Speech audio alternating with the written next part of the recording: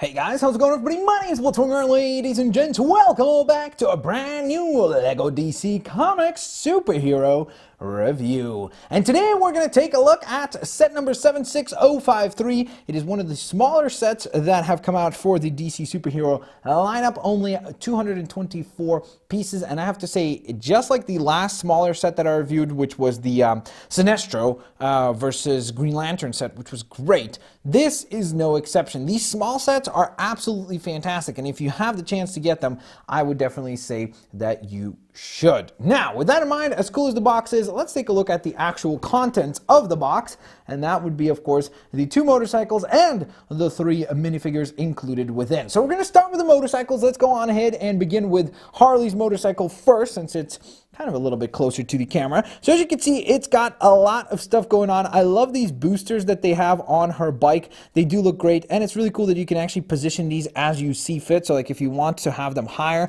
for a bit of a different silhouette and a bit of a different look, you can go on ahead and do that. I also really like that she went ahead and went with a bit of a oddball choice in terms of having the bigger tire in the front and the smaller tire in the back, because usually you'd have it kind of the other way around, you know, smaller wheel forwards, larger wheel backwards, and I think that actually works really well and works exceptionally well to create a nice silhouette for the motorcycle and just a look, I guess, which is what I mean by silhouette.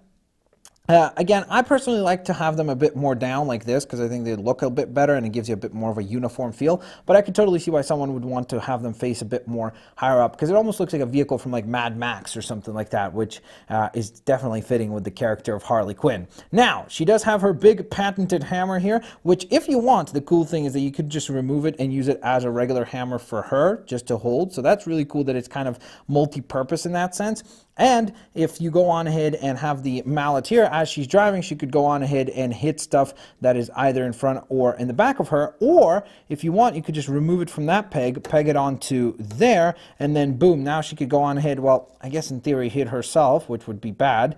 Or as she's driving, let's say by Batman, she could go on ahead and hit him this way, which is pretty cool. So I think that, again, it's really nice that the versatility of how to go on ahead and display the weapon on the bike is there, which definitely works really nicely. The other tiny little thing that I wanted to touch on is the fact that I really like that they went ahead and actually made this mobile and move around, the handles of the motorcycle, that is, because when she sits, it's really nice to be able to just pull the handles towards her, and it just becomes a lot easier to have her sit in the bike while looking somewhat naturally doing so. So that's definitely quite cool. So let's slide that bike into the back and put the Dark Knight out in the front here. So here is a Batman on his Batcycle, and this is a much more uniform design. As you can see, same exact size of tire for both the front and the back, and it really does give you a bit of a different feel. Like, you'll notice that, especially if we put them side by side like that, then it becomes very noticeable. Just the feel of the motorcycles becomes quite a bit different. This one feels more like a tank, and this one feels a lot more rinky-dinky in terms of just the fact that it's like, is this thing gonna hold up? But it fits the personality of Harley Quinn, you know, of something that is a little bit more haphazardly put together and doesn't have so much nuance and like detail to it. So I think that that's definitely quite cool. Now, back onto the Batcycle here. Batman actually lays on the cycle, so it's kind of like the Dark Knight design. So I think that that's pretty neato. You have this, I guess, back tail light, if you'd like to call it that. So it's available to go on ahead and point up or down. So that's really up to you, but it's meant to point backwards. Now, the other cool thing is that he does have these double stud shooters, which act as nice little canopies around the tire. But if you want, you might have noticed already, they actually do move around. So if you want, you could have them face forwards if need be. Let's say if he's chasing someone or something like that. Sorry about that.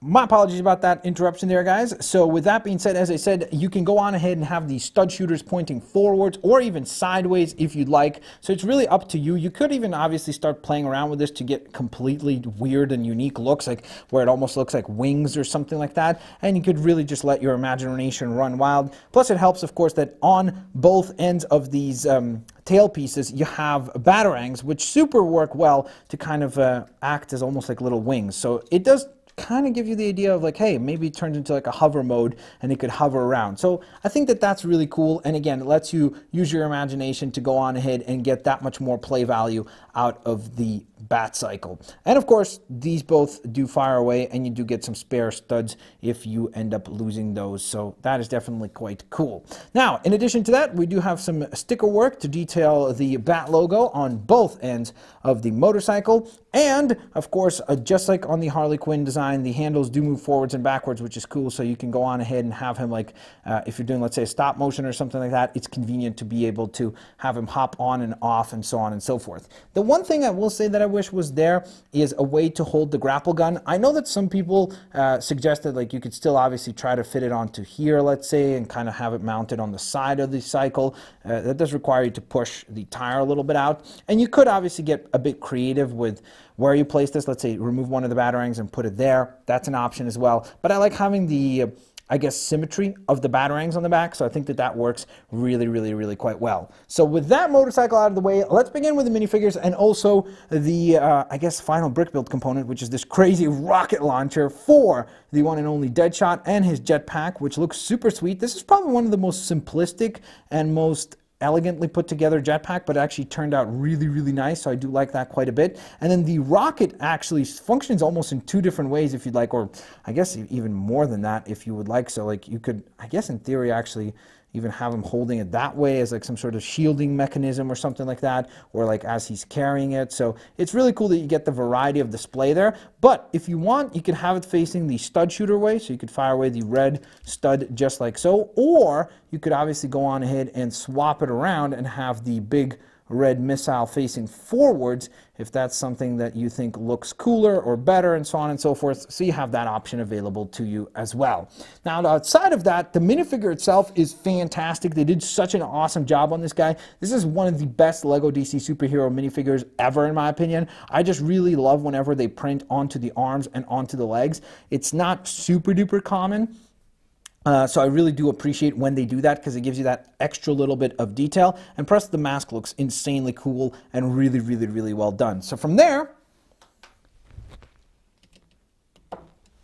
let's transition into the Harley Quinn minifigure. And as you can see, that they have gone for the kind of red and blue design, not kind of, the red and blue design this time. So it's not the black and red design that is very popular as well. I think this one looks really nice too. I think they did a good job with it. I do like the newer Harley Quinn hairpiece that they've used for the Lego Batman movie. So I have that one here. So this one right here, I do like it quite a bit better. So if you want, you could obviously mix and match with your collection and go on ahead and place that onto there and give yourself even a new custom. So that's really up to you and your personal preference. We do get an additional expression, which is awesome. So you got kind of a much more angry look, as though maybe she has just been defeated and stopped by the Dark Knight. So she was in a bit of trouble in that sense. And as I mentioned before, she does have also an accessory, which is both an accessory for her and her vehicle, and that is her big giant mallet.